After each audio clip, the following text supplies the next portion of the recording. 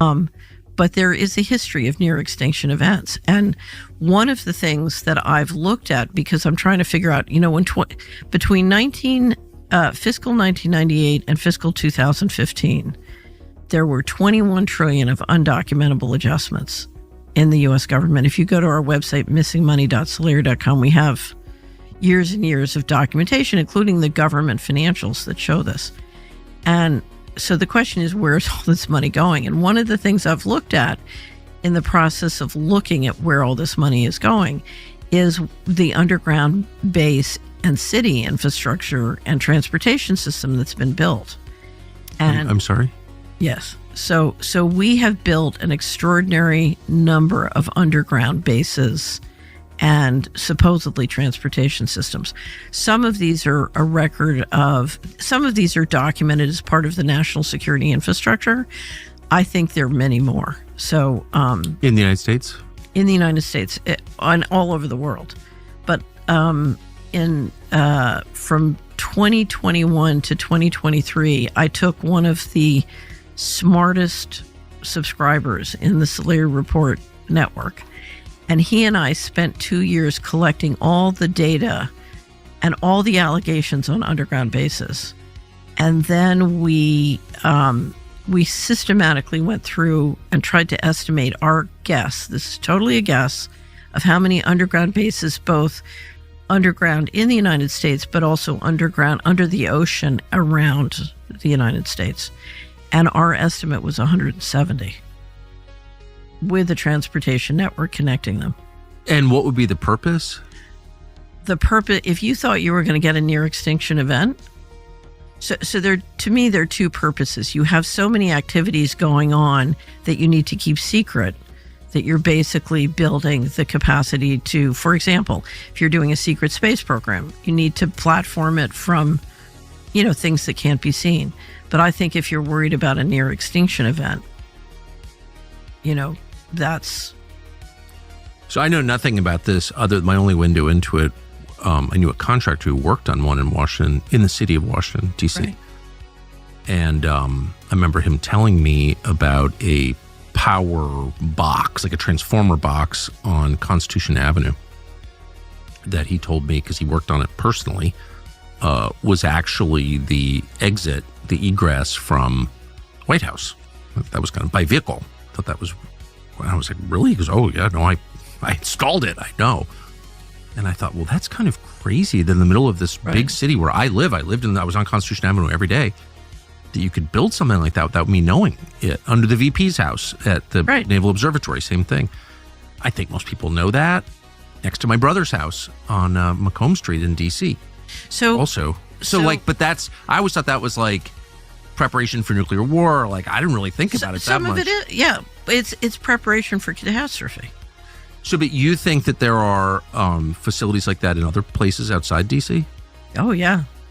So if you're interested, we have a great interview. I did an interview of Richard Dolan on underground bases on the Solari Report, and it's sort of an introduction to the topic, and it's based on a lot of the research of a guy named Richard Sauter, who is very hard to interview. So Richard kind of went through all the material. And clearly it's... I don't know if you ever saw, Washington Post did a project, it was in 2010 or 12, called Top Secret America. And one of the reporters, it was a team of 2 reporters, one of them put together a database of all the different top secret installations that had been built in the country, including since the Patriot Act. And what you saw was just this explosion of money in building so many both underground and above ground facilities. I'm working on an incredible project with my husband in the Mediterranean. It's massive in scale. I think that's an understatement. Can you explain? Yes, it is. There's no power on this island. You're building everything from scratch. Correct. Well, it's an unbelievable, beautiful 1,400 hectare private island in the middle of the Mediterranean. We were on a friend's boat and we stopped for a swim. Effectively, that's how we found it. We swam to the islands. We went on a hike, barefoot all the way up to the top, and we were just captivated. And it stayed with us ever since. And over the course of many years, we developed the opportunity to help realize its potential and transform it, but with a lot of restraint and care, because the land is so beautiful that really the architecture has to be fully integrated into it, almost rise from it. You know, it's not even a business for me, despite the scale of it. We not only the island, but we have 5 miles of beachfront directly across from the island, this beautiful peninsula with a lagoon on one side, the ocean on the other, beautiful white sand beaches. For me, it feels more like a challenge than anything else. The culmination of all of my experience in real estate, all of my travel, a lot of reflection on how I want to live, how I think people increasingly are wanting to live, and trying to really build something that's a tangible manifestation of that. That requires a lot of vision, the collaboration of some of the greatest masters that exist. So I was just there walking the land, really just trying to sort of be with it and experience it alongside some of the greatest living architects of our time, like true masters of their craft, people with integrity so absolute, like there will be no compromise. And that's something we want to create there. So we're very excited. This is a view of the columns as they are going to be made. They're going to be hand carved and they're beautiful. Top of the line, they'll be Corinthian, which is considered the best, most beautiful by far. Okay? What's your timeline on this thing? Timeline, so we're ahead of schedule and under budget. And all of this money, all of the money paid are paid by myself and donors. And it's all donors. There's not one dime of government money going into the ballroom. Now the military is building a big complex under the ballroom, which has come out recently because of a stupid lawsuit that was filed. But the military is building a massive complex under the ballroom, and that's under construction, and we're doing very well. So we're ahead of schedule. That's part of it. The ballroom essentially becomes a shed for what's being built under the military, including from drones and including from any other thing. The glass on the windows, you see the big windows, the glass is extremely thick. It's high-grade bulletproof glass, so all of the windows are bulletproof. I think the Times wrote, gee, some of the windows are fake. We have no fake windows. They talked about a stairway in the south. We don't have a stairway in the south. That was replaced a long time ago. But this is a view of it from the north, and that's, if you see it, it fits in with the White House. It's almost a twin to the White House. It's something we just wanted to pay tribute to the White House. And so that fits in beautifully. Let me just see another one. Here's another one. Wait, excuse me, wait. I thought I'd do this now because it's easier. I'm so busy that I don't have time to do this. But I'm fighting wars and other things. But this is very important because this is going to be with us for a long time, and it's going to be, I think it'll be the greatest ballroom anywhere in the world. It's the highest level. Same height, exact height, if not higher, same height as the White House, exactly the same height. And if you look, you have the White House over here, you have this, and that's a duplicate of the wall. So it pays total homage to the White House, which is, I think, very important too. I can guarantee you that people missed this article last year when it was talking about how the OpenAI co-founder wanted to build a doomsday bunker to protect the company scientists from the rapture. I can guarantee you people missed this last year because we talked about it last year. And look at all the things that have unfolded since. But here's the kicker. Let's scroll down and read a little bit more. Look at this right here. Once we all get into the bunker, I'm sorry, the bunker? We're definitely going to need to build a bunker before we release AGI. People in the company didn't even know that they had a bunker.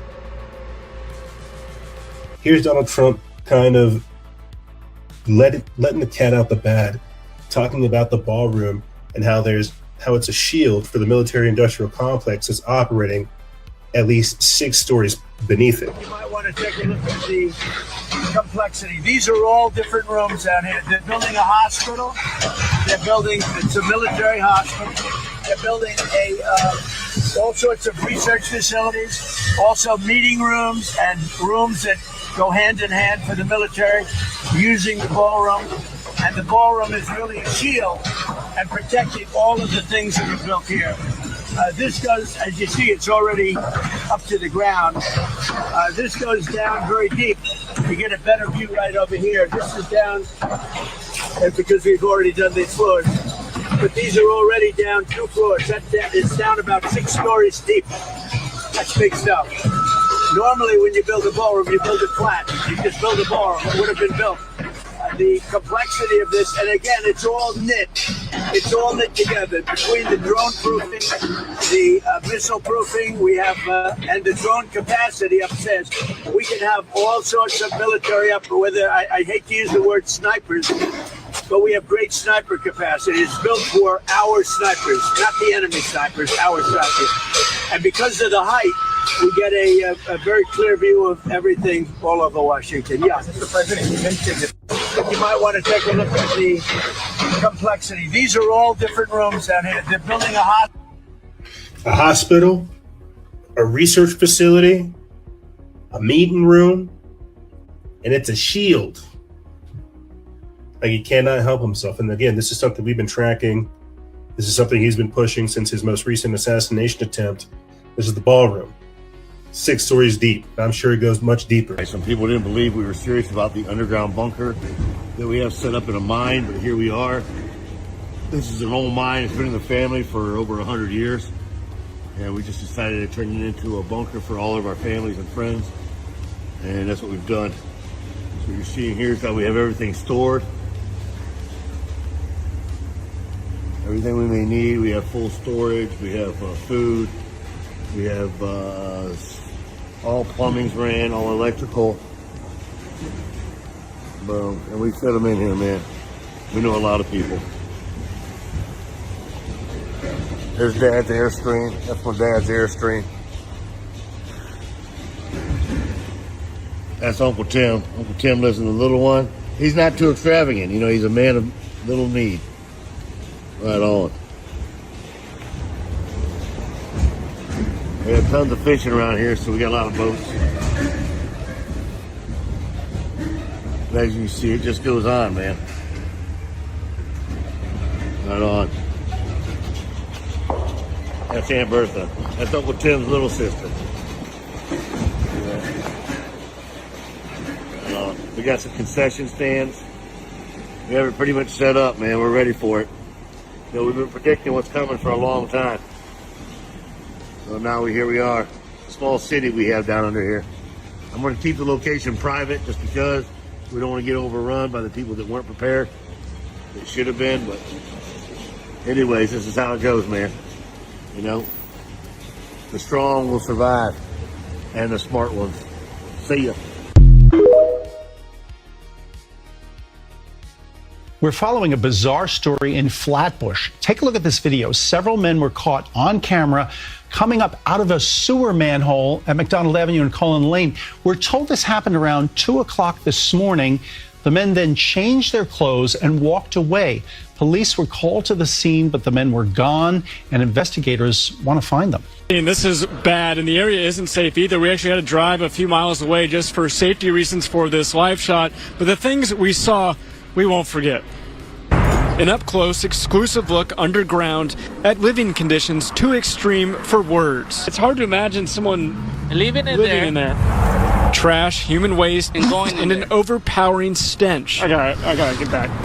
Just moments earlier, we watched someone climb out of that storm drain using the sewer as shelter. Water and food?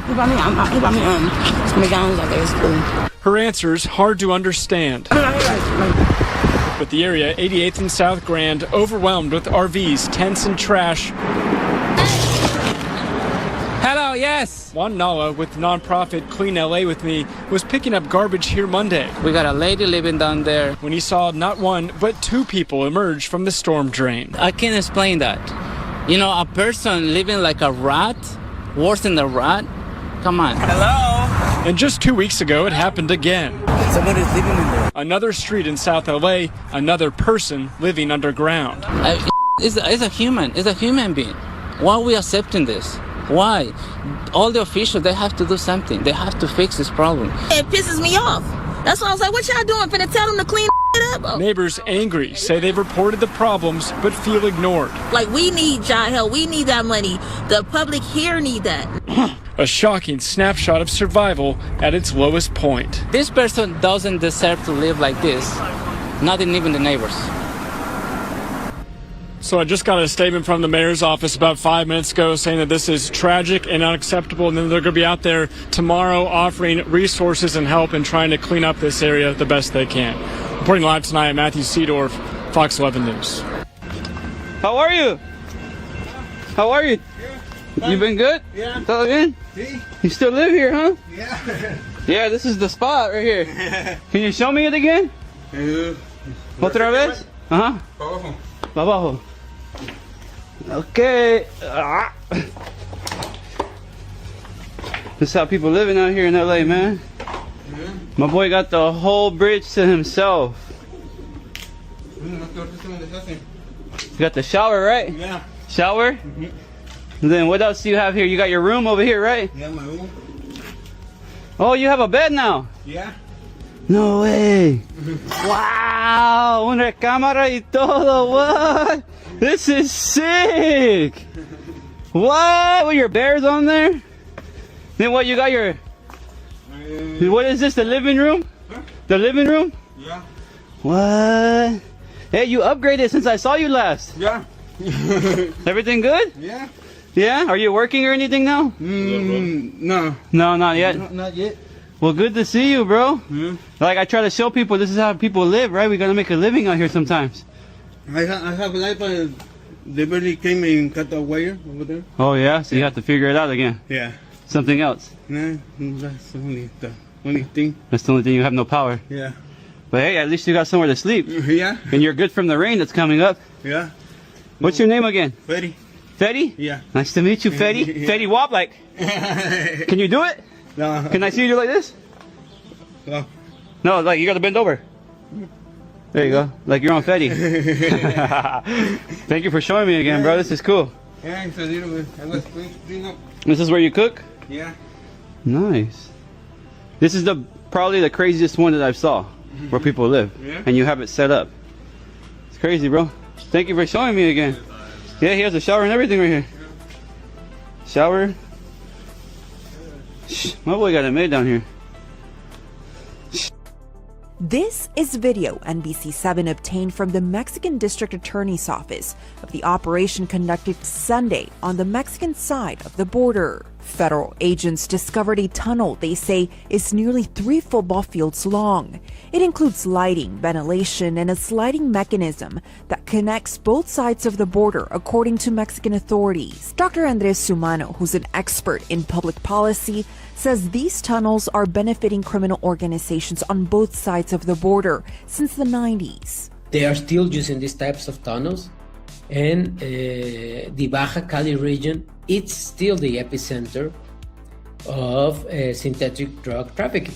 Mexican authorities say with the help of security agencies, they carried out a search warrant in a Tijuana home for a violation of federal law involving weapons, explosives, and health laws. Once Mexican authorities accessed the property, they found it was operating as a possible storage facility for the trafficking of weapons, explosives, and drugs, adding that the tunnel possibly connects to a known San Diego street. The Department of Homeland Security confirmed to NBC7 they are conducting a criminal investigation involving an underground tunnel in Otay Mesa, but didn't confirm if the business on Roll Avenue is connected. Right where we are standing, we can actually see several agents in front of one of the storefronts in that area. We can also see that that area has been taped off. Experts say, given the political climate, this is an important find since the U.S. government has been asking Mexico to crack down on drug trafficking. Homeland Security Investigations told NBC7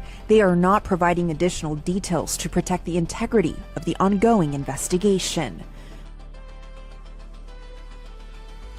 The Hopi people of the American Southwest preserve one of the most fascinating oral histories in Native American tradition, their own UFO files passed down through spoken word for generations.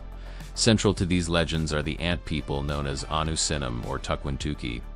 Mysterious, benevolent beings often described as resembling ants or what many today interpret as mantids, tall, thin, insect-like entities with antennae, large eyes, and an otherworldly presence. According to Hopi cosmology, humanity has endured multiple world-ending cataclysms.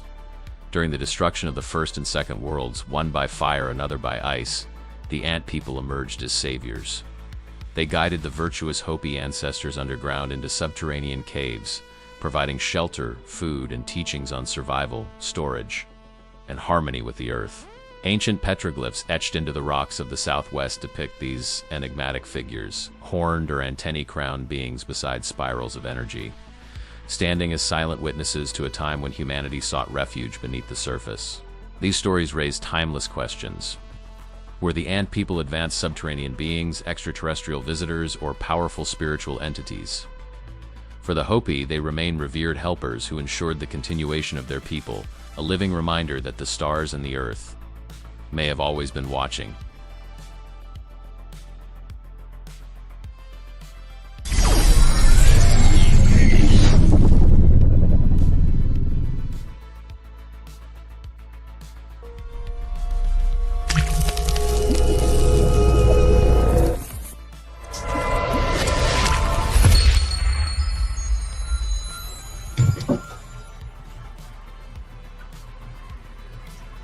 Salutations, my friends, and thank you for tuning in to a quick ad.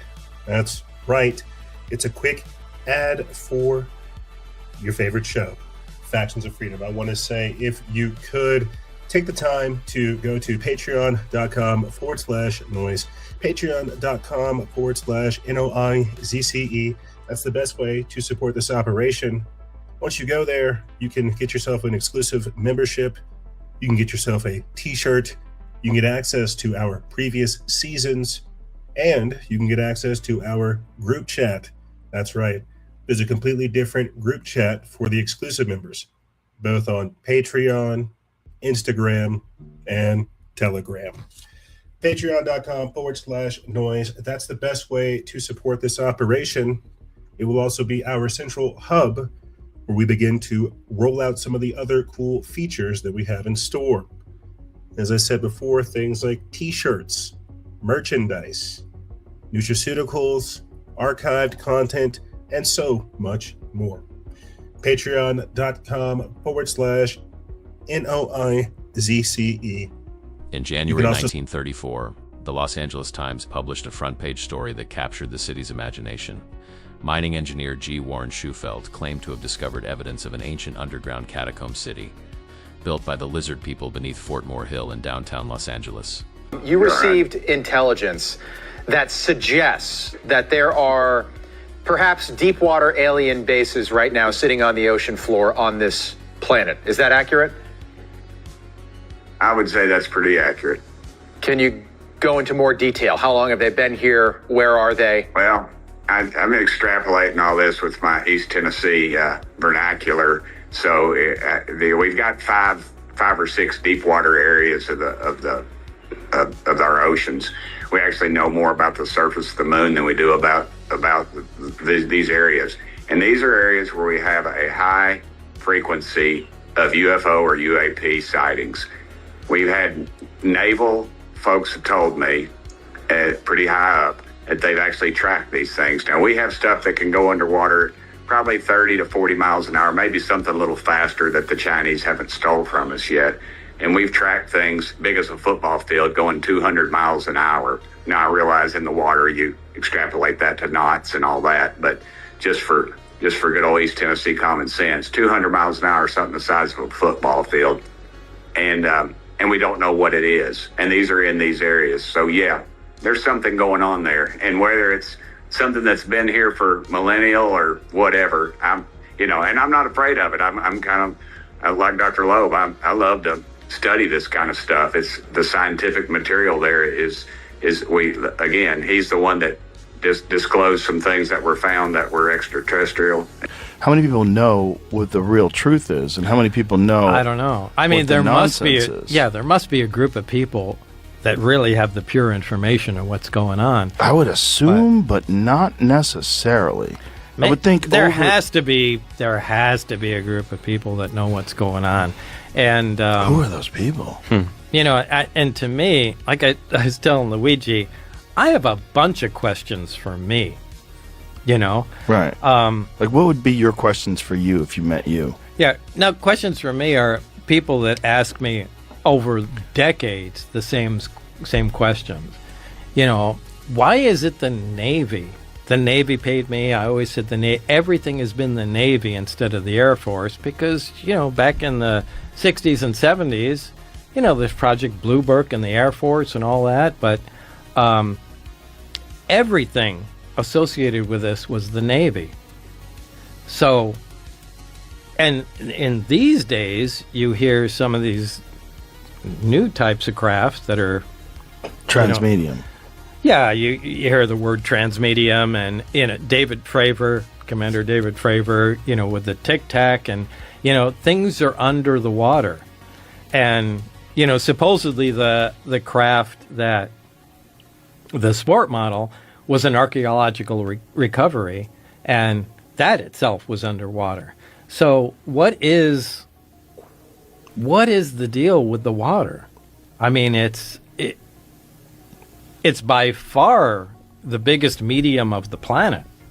I mean, if you want to hide people down there, almost an entire civilization down there, you could do it in the ocean, as long as you do it deep enough and away from people. So, yeah, number one is, what's the deal with the ocean? That's probably the number one question. Because there's a ton of sightings where people see things come out of the water and go into the water. Yeah, there has to be a reason for that.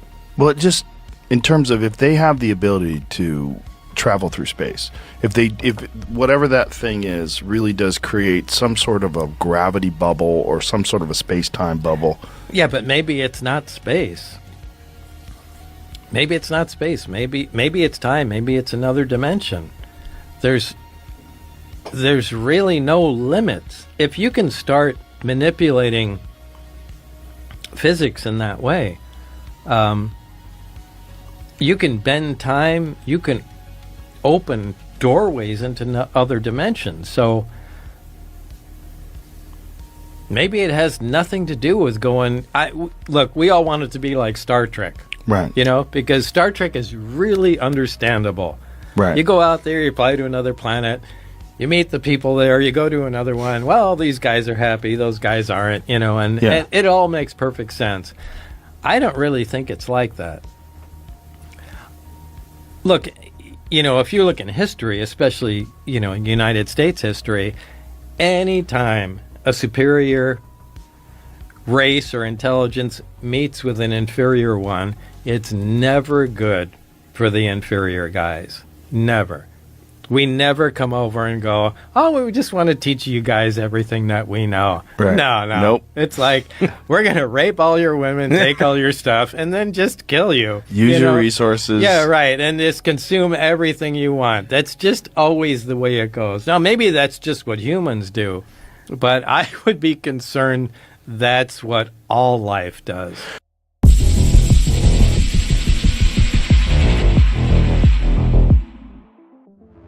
The great Gothic cathedrals of Europe, all dedicated to the Virgin, Notre Dame, were built within a 100-year window with engineering knowledge that was not supposed to exist at the time. When plotted on a map, they mirror the constellation of Virgo and point to the stone cross of Hendaye, an otherwise unassuming monument in southwestern France. In The Mystery of the Cathedrals, the enigmatic writer Fulcanelli described the cross of Henday as a humble stone cross, as simple as it is strange. Within it was an alchemical code intended for those initiated into the mystery schools. The letter S symbolizing the heliocoidal track of the sun, having arrived at the zenith of its curve across space at the time of the cyclic catastrophe. He decoded the Latin inscription to reveal, "We learn that a country exists where death cannot reach man at the terrible time of the double cataclysm, from which the elite will take part in the return of the Golden Age, and by fire nature is renewed whole." Each of the four sides of the stone base carries a different symbol, which Fulcanelli identifies as the four ages of the Hindu Yuga system, and identifies our current age as the Iron Age, the Kali Yuga. He wrote that the age of iron has no other seal than that of death. According to Fulcanelli, the cross is pointing at a specific moment in the precession cycle, the same moment that other ancient monuments identify, like what is found on the Giza Plateau in Egypt. If we were to go back in time to the spring equinox in 10,500 BC, the three stars of Orion's belt would have formed the exact pattern that the three pyramids of Giza reproduce on the ground. And the constellation Leo would have risen so that the Sphinx would have been gazing directly at it.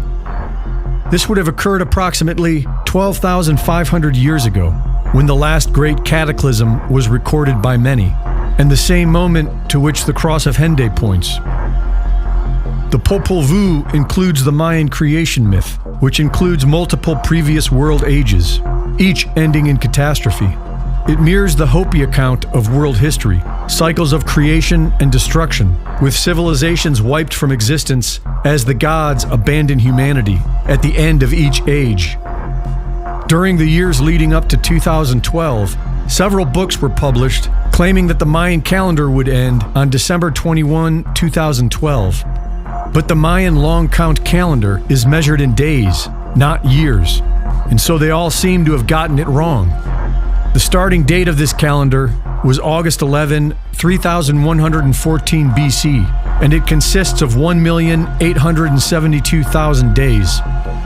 As Jason Brashears pointed out, the Mayan system is built around the ton, a unit of 360 days, which is how many days there were in a year when it was created. In the book Worlds in Collision, Immanuel Velikovsky documents 30 cultures that recorded a period of upheaval that resulted in adding 5 days to their 360-day calendars. Multiple civilizations across the world independently recorded that 5 days were added to the year at roughly the same historical period. This is also recorded in the Bible. Isaiah 38:8 and 2 Kings 20:9-11 record a miraculous event when the sun shifted. Scholars date Hezekiah's reign to between 701 and 713 BC. This is the same period when the entire world added 5 days to their calendars. The book of Revelation was written around 95 AD, during a 365-day calendar world. Yet its prophetic calculations are based on 360-day years and 30-day months. This prophetic vision of a cataclysm preserved the older calendar system as the correct framework for measuring time. Brashears places the event in 713 BC, and so the calculation works like this. From 3114 BC to 713 BC is approximately 2,401 years of 360-day years. From 713 BC onward is approximately 2,739 years of 365.25-day years. This would mean that the Mayan calendar ends in approximately 2046, the same year Orion's belt rises to its highest point in the sky, and the Sphinx gazes at Aquarius, the opposite of the Leo it faced at the last catastrophe 12,500 years ago. Greg Reese reporting.